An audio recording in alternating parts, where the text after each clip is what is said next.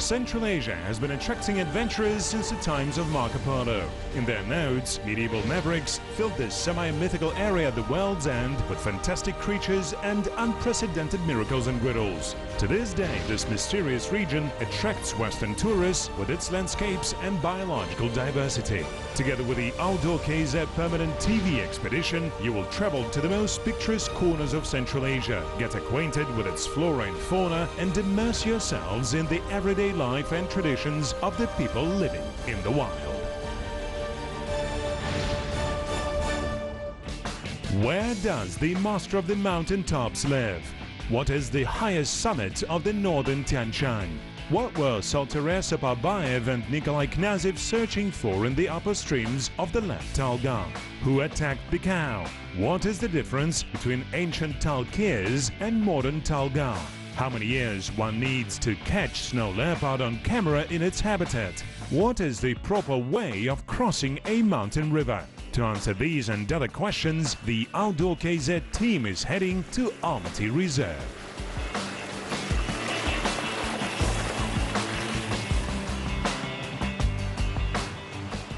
The Talga River originates in the glaciers of the Talga mountain range, the largest center of modern-day glaciation in the northern Tian Shan Mountains. Its highest summit, the peak of Talga, is surrounded by over 60 glaciers with a total area of 150 square kilometers. Glaciers seem still and static only at first sight. If you film a glacier with a camera and speed up the video, you'll see that in fact they move all the time and never ever stop. Water flows, even being in a solid state. While glaciers flow into valleys, new snow collects on mountaintops and in the course of years turns into ice. Some glaciers are hundreds of meters thick. In history, there were periods when ice on peaks accumulated faster than thawed, which led to glaciers advancing. And vice versa, there were times when water discharge exceeded its accumulation and the area of glaciers contracted.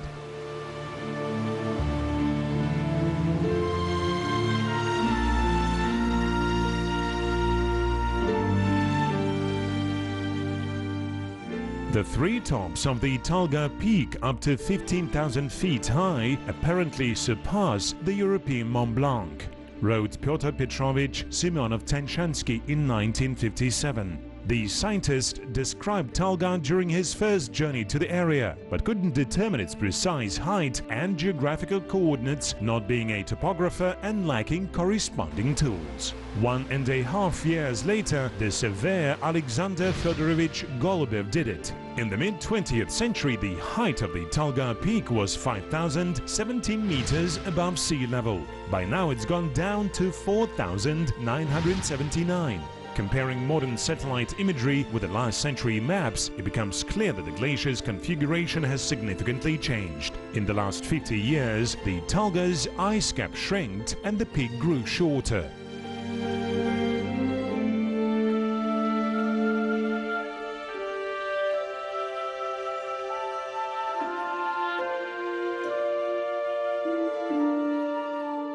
Just recently, scientists began to understand the close interconnections between such phenomena as climate change, glaciation, water balance, and biological diversity. Every morning, sunshine heats the southern slopes of mountains, drops of water gather in streams, streams form rivers, rivers irrigate valleys, animals and humans settle in valleys and give birth to cities and states.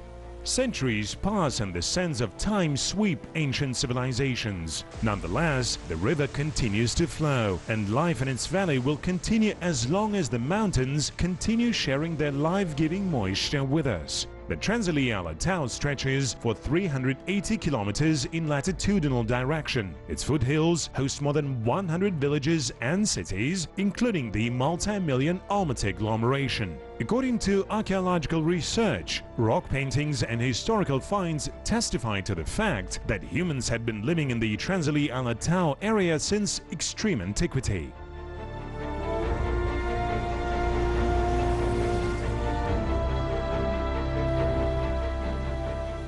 We are on the Talga River bank where it enters the foothill plain. Currently, the valley is home to a town with the same name, the administrative center of Talga district of Almaty region. How old is it? Talga received its modern name in 1928. Prior to that, here stood the village of Sofiskaya, and in the Middle Ages, the same city was referred to in various sources as Talkiz or Talkir. It was an important hub on the Great Silk Way. Archaeologists had found the remains of a clay water supply system diverting water from the Talga River to the houses of the city residents. In 2014, the 38th UNESCO session that took place in Doha, the capital of Qatar, entered Talkiz into the World Heritage List. Archaeological finds lead scientists to conclusions not only about the life and culture of long-gone civilizations, but also about the fauna that inhabited these mountains and foothill valleys in the olden days. The majestic snow leopard has always personified power, force and might, and continues to do so as one of the main national symbols of Kazakhstan. And their protection is our sacred duty. The Almaty State Reserve was established to protect the snow leopard and other animals living in the Transsili Alatau. The valleys of the Issyk, right, middle and left Talga rivers have been enjoying the status of nature reserves for over 80 years.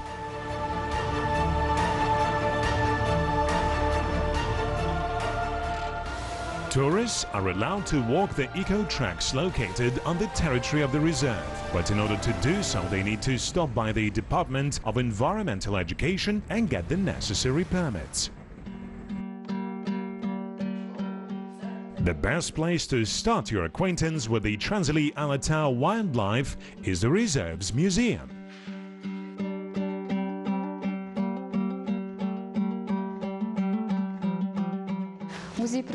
The Nature Museum of the Almaty State Park was founded in 1967, and now our museum has over 3,000 exhibits, including the avian and insect collections.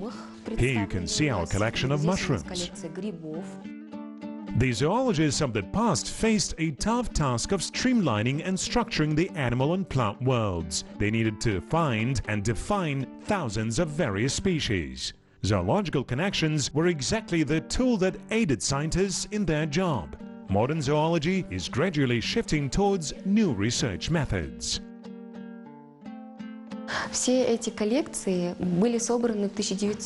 All these collections were collected in the 60s of the last century, when the replenishment of collections was allowed. And now it is not recommended to do it. We think we have enough physical exhibits and supplement our collections with the imagery we get from our photo and video recorders.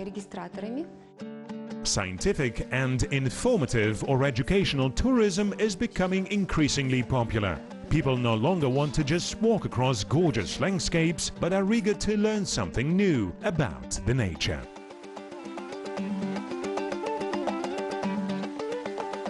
The story of the Almaty Reserve was not an easy one. Established in 1931, in several years it grew to cover 600,000 hectares, and in 1940 its area was already 1 million hectares.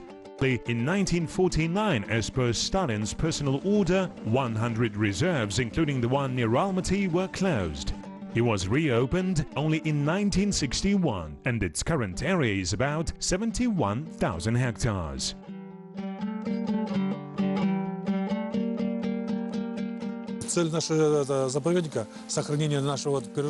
The purpose of our reserve is to preserve the nature in its original state. We have 20 inspectors, the science department and the Department of Eco-Education. Wildlife reference sites are necessary for scientists to be able to compare them with the landscapes that humans had already irreversibly changed due to their activities. Когда приезжали с Оксфордского университета, они нам привезли программу. Scientists from the University of Oxford brought us a special program. We installed the photo traps and analyzed the images from them. We caught some snow leopards on camera, some of them even 3 times, and started to distinguish them by different spot patterns. In our reserve, there are 28 registered individual animals, which is very good, I think. The reserve's science department has celebrated its 85th anniversary. In the course of its existence, many prominent scientists had worked here and conducted multiple researches. Saltorea Sopabayev, our senior research associate, is working specifically on snow leopard. He has a lot of energy and is expecting the mountains all the time. He has made many great pictures. Я специально заглянул в Google и посмотрел, что в мире насчитывается... I did a search on Google on how many crowned persons live nowadays in the world. About 200 kings and queens. When it comes to people who manage to catch snow leopard on camera, in the nature, the fingers on just one hand will be enough. One of them is Saltorea Sopabayev. And today we will try to persuade him to take our journalist Baljan Baltasheva with him. I have been working in the reserve since 2005. And only once, in 2012, I had seen it and taken its photo. It was a memorable day for me. In the reserve and in general in other specially protected areas where snow leopard lives, inspectors, experts, research associates can be working in the mountains for years. 20 to 30 years in a row and never see a snow leopard. There are people who think that you can catch snow leopard on camera by accident or luck. But we believe that Saltorea's example is the natural result of persistence and hard work. I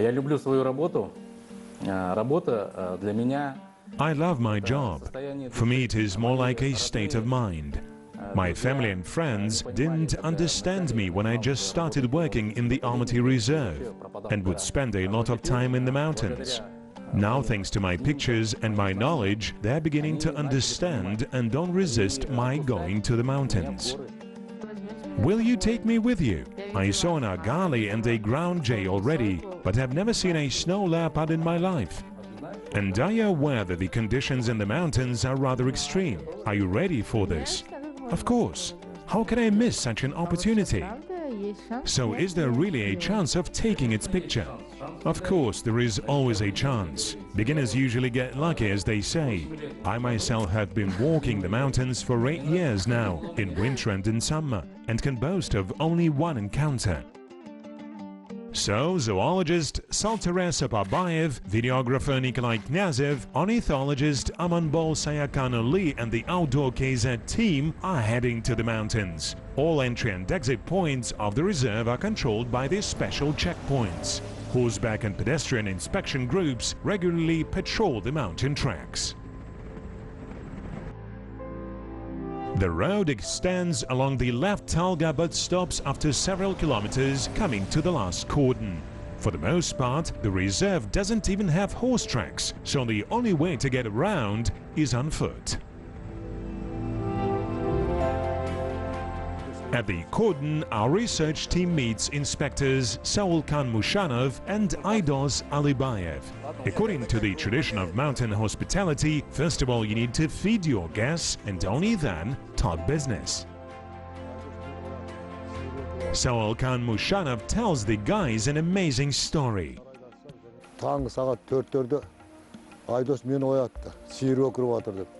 At 4 o'clock a.m., Aidos comes running in and says that our cow is making strange sounds. We go to the shed and see that something has seized it by its throat.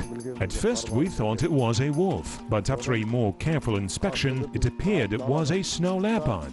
After that we went outside. The shed had an iron door, so we started kicking it and making noise. The cow stopped braying. When we entered the shed again, the snow leopard had already gone. It was gone. I was scared when I saw it for the first time, as I thought it could attack people. A local huntsman told us that a snow leopard came to the settlement and nearly killed a cow. So we came here to look for it. So yes, it is somewhere there, in the direction of Kokuzen. Let's have lunch and be on our way. Green grass has already appeared on the southern slopes, whereas the northern ones are still covered with snow. Snow can stay in the upper streams of the river until midsummer.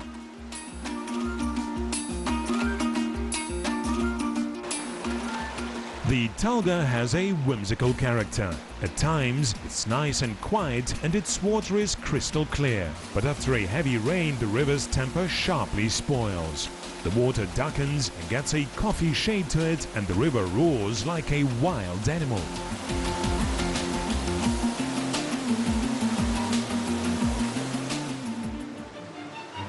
As at Vivaldi violin concerts, while in the mountains you can find yourself in all four seasons simultaneously.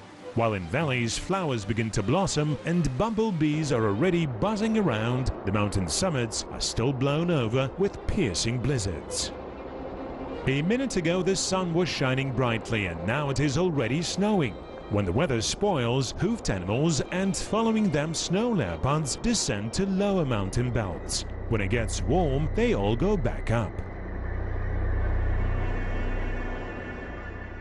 After winter hibernation, the hungry bear wakes up. The Transilien-Alatau Mountains are inhabited by the Tien Shan white-clawed subspecies, listed in the National Red Book. In the fall, bears go high up into the mountains and arrange their dens in the alpine belt, sometimes over 3,000 meters above sea level. Bear's hibernation is not an abiosis like in many rodents, but merely a deep sleep. Bears sleep tight and sometimes even snore. In the spring, the she-bear leaves her den with 1 or 2 bear cubs. Bear is a predator and under certain conditions it can compete for food with snow leopard, although quite rarely. Each species has its own environmental niche. The conflicts between bears is a totally different matter.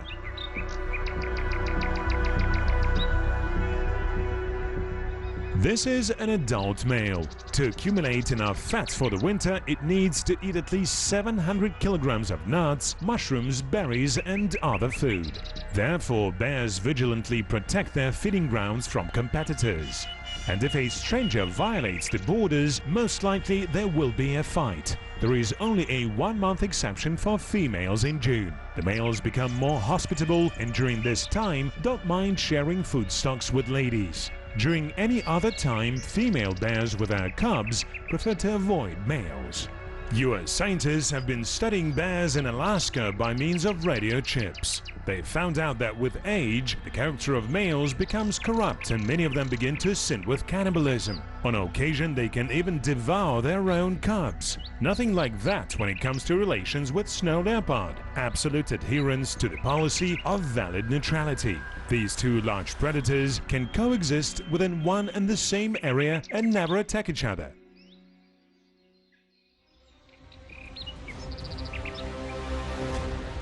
Snow leopards can jump as far as 7 meters. In other words, jumping over the Talga is a piece of cake for them, whereas our team has to face the challenge right on.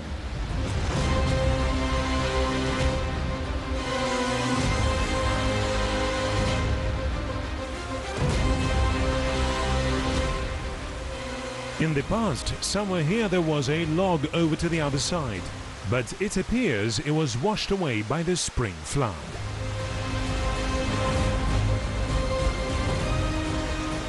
Perhaps the leopard has gone over to the left bank. What about us? Saltaire notices some movement on the opposite side of the river. Could it be our snow leopard? Let's try getting closer. Stones are slippery, no room for being careless.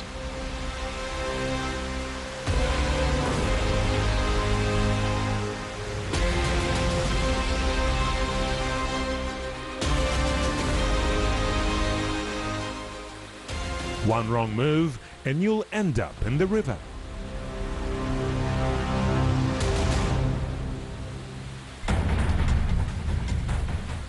And he did it again.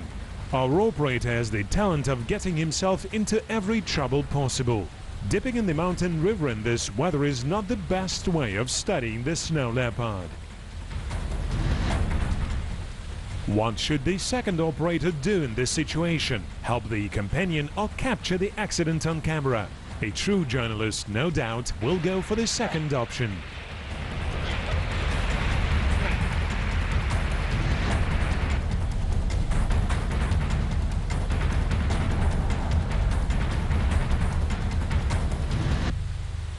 Maxim needs to set up the camp and dry his clothes.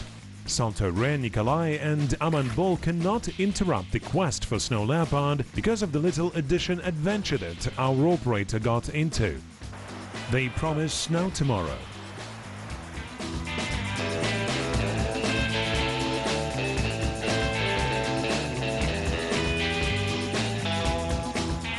I didn't get a picture of snow leopard, it's a minus. But I'm alive, that's a plus. Let the guys look for the animal and I will try to get warm in my tent. The expedition has temporarily lost one of its participants but courageously continues on its way.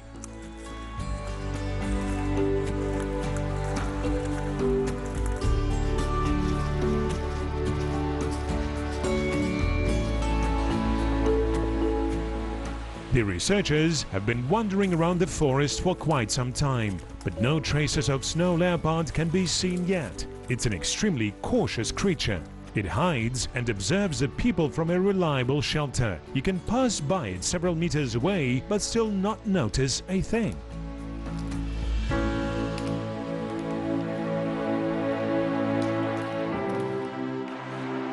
What about lunch? 1.5 hours. Saltore and I will make another round along the river and we will have enough time for cooking. We will do another 5 kilometers and will be very glad to have some of your grain porridge upon coming back. I also want to go. Who will cook lunch then? I really wanted to join you. The research passion prevails, but during expeditions, food also takes a very important place. Working in an office, a person needs about 2,000 calories per day, while in the mountains we spend 2 calories for each meter of elevation.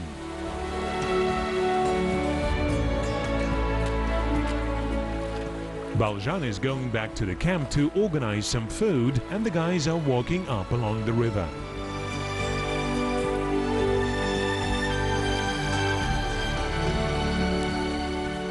At times, the path curls along the river bank, but sometimes it stops with abrupt bottlenecks.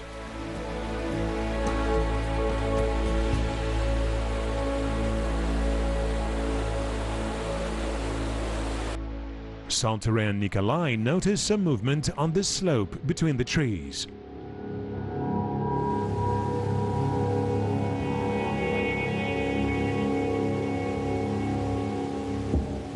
Filming wild animals, photographers have to always keep their equipment ready, as the filming object may appear unexpectedly.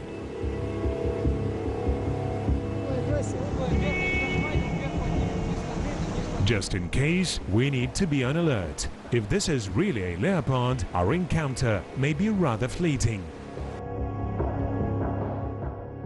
A greyish spot flickers in the thickets. No doubt, it is a snow leopard. The wind favors the researchers too. Otherwise, the animal would have noticed them long time ago and disappeared as suddenly as it had appeared. It looks like it is still concerned with something. It slowly changed its course and went uphill. For some time, the leopard dropped out of sight but re-emerged a minute later in the glade between the trees.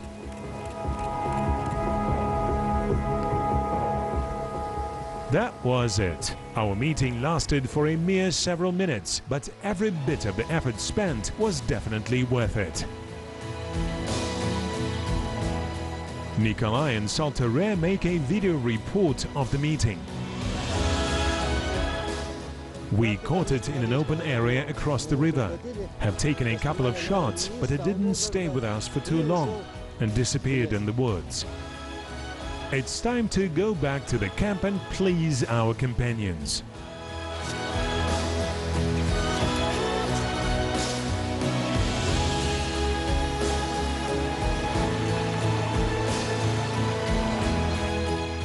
Did you get it?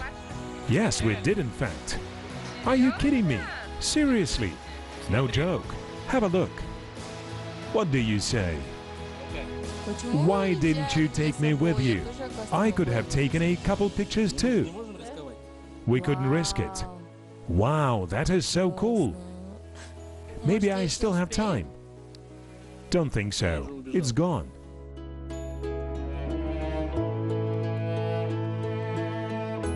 Фотографировать я начал с детства. Вот. Очень интересно было. I have been photographing since childhood.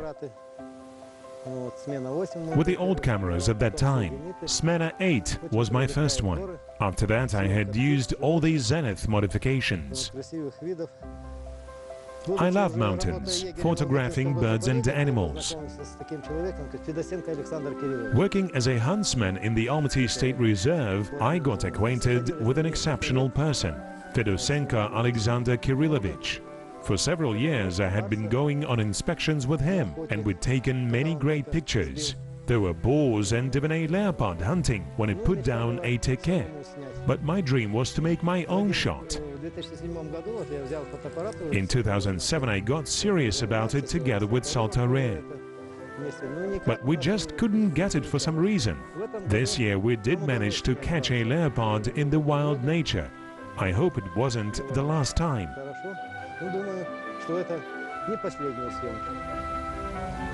In general, how difficult is it? Taking account of the fact that in the course of 11 years it was the first such visual contact, I can say yes, it is hard. I had a couple of times at night, it passed me, but the light gathering power of my lenses was not enough. A couple of glimpses also. Still, it's my first fully fledged encounter with snow leopard in the nature in 11 years. It's not easy. To take a picture of a snow leopard, you need to possess a certain experience, knowledge of its habits, its environment, what does it eat and where does it usually live. It is impossible to do it by storm. You would waste all your life hoping for blind luck. Nevertheless, we're really glad that we got lucky. So many impressions, so many things to talk about in a warm company in the evening in the camp. The life of wildlife photographers is full of remarkable events worth sharing with each other. I did catch it on camera, although it was for a very short time. It escaped really quickly, but I hope there will be more encounters. I am an ornithologist, and thus snow leopards are beyond my professional scope. Nevertheless, meeting a snow leopard is really cool. It is extremely interesting to investigate this animal. The young zoologists are listening to the stories of the old inspector about his recent missions with famous scientists. Nikolai has many stories about his expeditions with Alexander Fedosenko in stock. Those who are keen on it can read them all in the books by the famous nature scientist. Once upon a time, Alexander Kirillovich Fedosenko and I had a case. The leopard brought down a teke right in front of our eyes. In fact, we helped it. We scared the herd of teke coming up the slope. They started to ascend, and so the leopard got a really good hunt. So it brought down that teke, crushed it, and was taking a rest. And before leaving, Alexander Kirillovich, it was not my fault, suggested us cutting off the teke's thigh and taking it with us. He said teke had way too much meat for a snow leopard, and that we could make really good use of the gaskin. We approached it, but it didn't want to move and give away its meat. It growled and hissed. We were forced to make noise with our tripods to drive it away. So we took our teke thigh and quickly escaped the place. Maybe not all Kazakhstan citizens are fated to see snow leopard in the nature, but the fact that we can still meet this magnificent cat in our mountains does make the life of each of us a little brighter. The night is going over the gorge. The mountain woods get filled with a night rustle.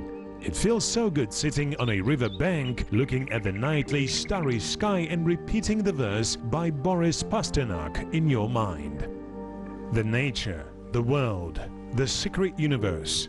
I will complete your lengthy service filled with intimate shiver and tears of happiness.